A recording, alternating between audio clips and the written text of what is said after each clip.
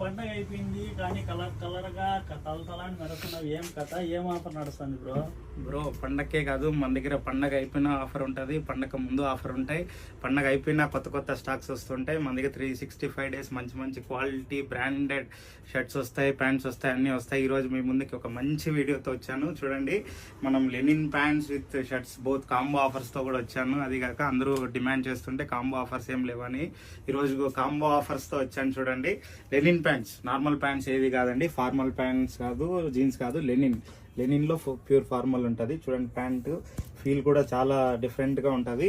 Lenin pants with shirts, printed full sleeve shirts తీసుకొని వచ్చాను.